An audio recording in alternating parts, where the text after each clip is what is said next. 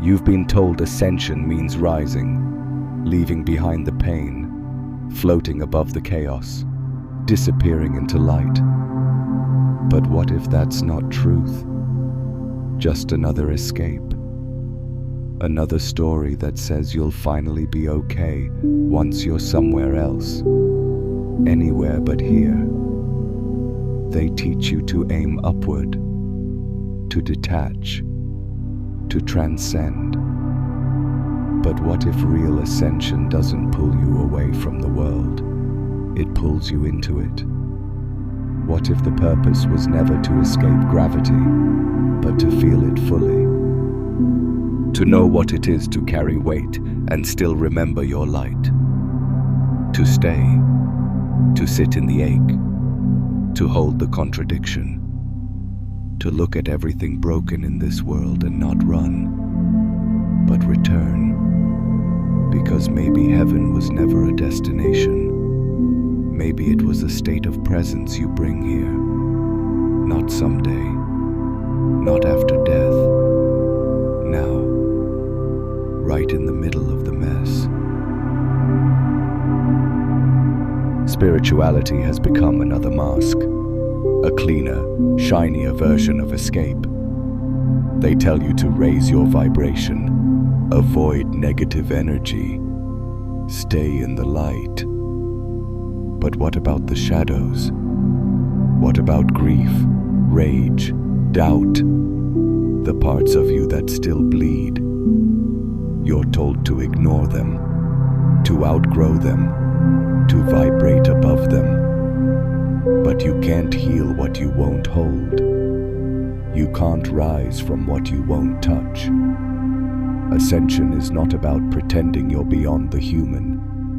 It's about remembering you chose to be human. You didn't come here to float. You came to feel the fire of transformation, to sit with sadness and not silence it, to walk through fear with your eyes open. That's not regression, that's power. And every time you turn toward the pain instead of away, you're ascending, not by lifting off, but by grounding deeper, because only roots can carry light that high. Pain is not the enemy, it's the teacher you keep ignoring. It doesn't want to destroy you, it wants to wake you up. Every ache, every heartbreak, every breakdown, they weren't curses. They were keys. Keys to doors inside you that only open when everything else falls apart. And when you stop trying to fix the pain and start sitting with it, you realize something. It was never just about healing. It was about remembering. Because pain carries memory, not of who you were, but of who you were before the forgetting, before the masks, before the performance, before the escape.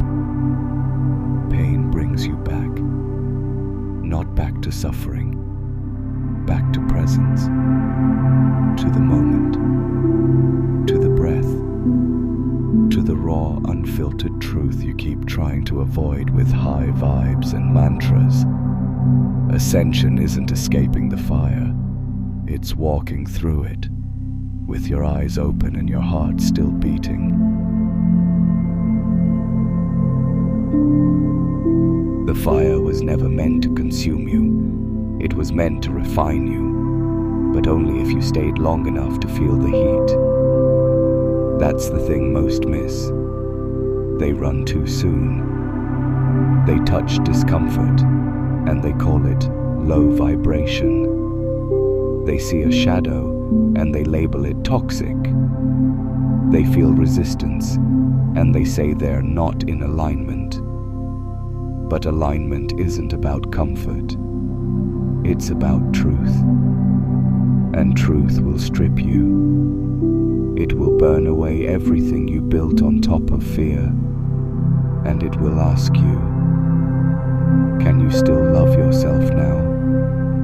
When the mask is gone, when the approval fades, when you're no longer the spiritual one, the wise one, the awakened one, can you still stand there bare, bruised, and breathing, and know this is also ascension, not a rise above life, but a return to it, not a step into the clouds, but a step into the body, into this moment, into the now, because the divine was never out there. It was always inside the fire. You don't need a retreat in the mountains to ascend. You need to sit with your frustration when nothing goes your way. You need to stay present when the dishes pile up, the phone won't stop ringing, and your breath feels stuck in your chest. Because this is the work. Not floating, not bypassing, not escaping into meditation just to avoid what's real. The divine lives in the ordinary.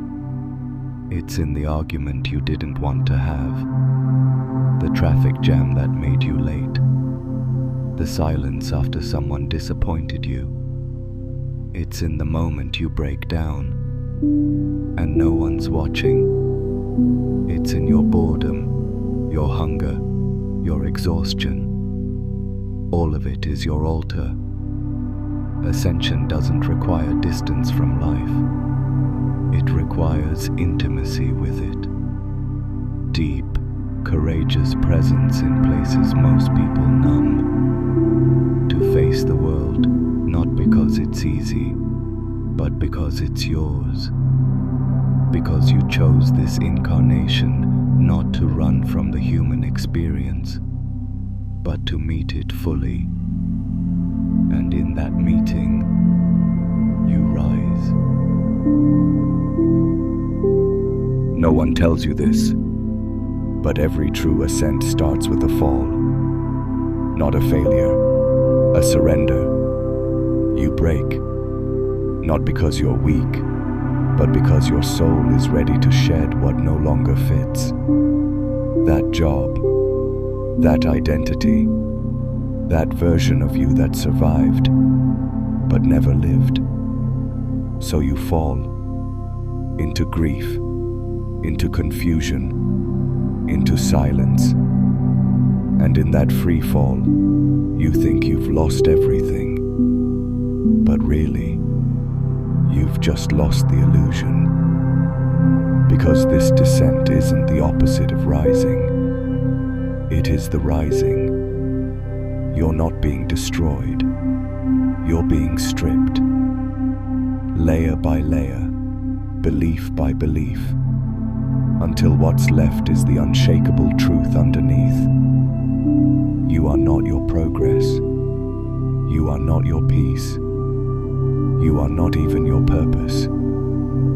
You are the presence that remains when everything else dissolves. And that presence is what ascends, not away from life, but deeper into it. You rise by returning to what never left. You thought ascension was a destination, somewhere you'd arrive when you were finally healed, finally clear, finally above it all. But what if there's nowhere to go? What if awakening isn't about moving forward, but sinking inward? What if all this time you've been climbing a staircase that leads you back to where you already are? You keep searching for answers, for peace, for meaning. But the only place you haven't looked is inside the question itself, inside the breath, inside the body, inside the ache you've been taught to escape. Ascension doesn't mean rising out of pain. It means standing in it without flinching.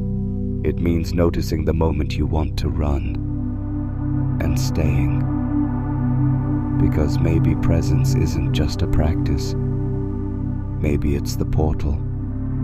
And maybe heaven isn't above.